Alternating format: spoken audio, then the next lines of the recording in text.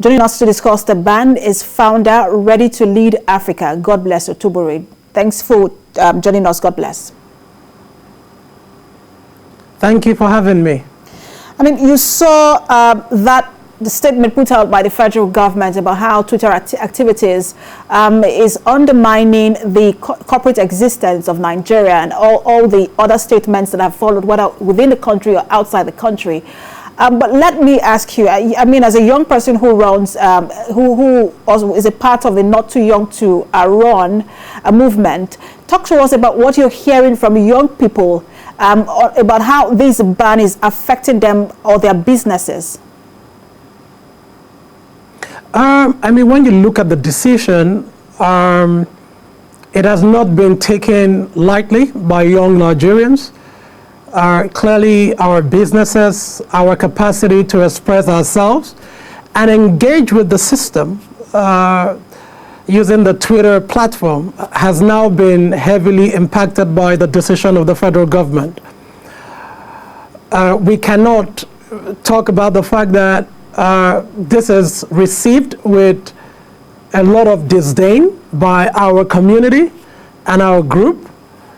And I just think that I'm also calling on the federal government to resign the decision and come to the table of dialogue with Twitter, and also reassure Nigerian youth that it is not an administration that wants to stifle free speech, and we can all come together and agree on the way forward, because businesses are affected. There are people whose daily business is dependent on their work on Twitter, and I think the government should look at how it reverses this decision.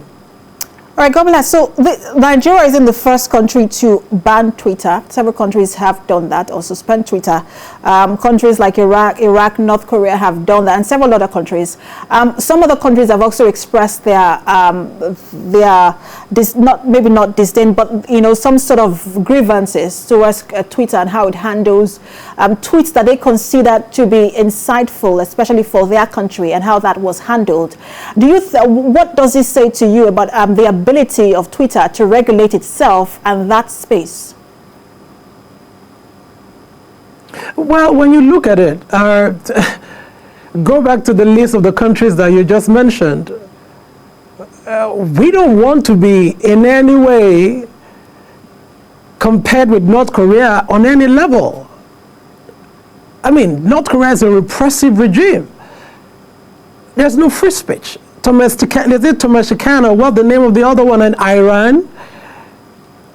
No, Nigeria should not be in the same category when we're talking about free speech, civil liberties, democracy, with North Korea and Iran and these countries that are run. God bless. But my question really is, do you think that Twitter has been fair in terms of how it regulates that space and how it deletes tweets? Because that's one of the grievances of the federal government.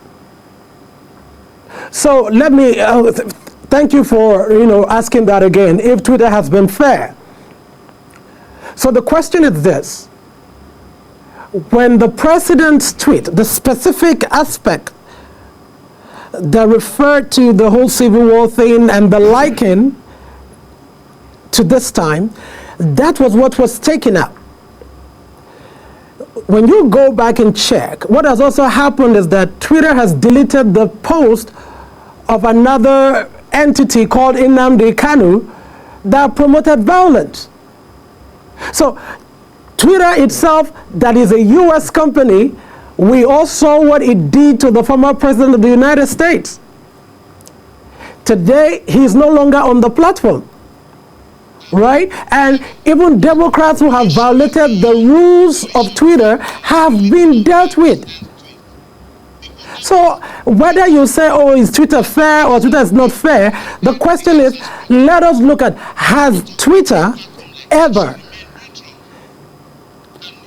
taking down the tweet or post of the president before? No. The president's tweet that was taken down was not just done because Twitter wanted to side with Nigerians. No. because people reported the issue as being offensive. So let us be clear. So let us know what is going on. Twitter has not asked anyone to take arms up against the Nigerian government. We will not support that. We would, the minute Twitter says that, we will be the ones to say, no. This has gone beyond just free speech, then let's take it down. That is not what has happened.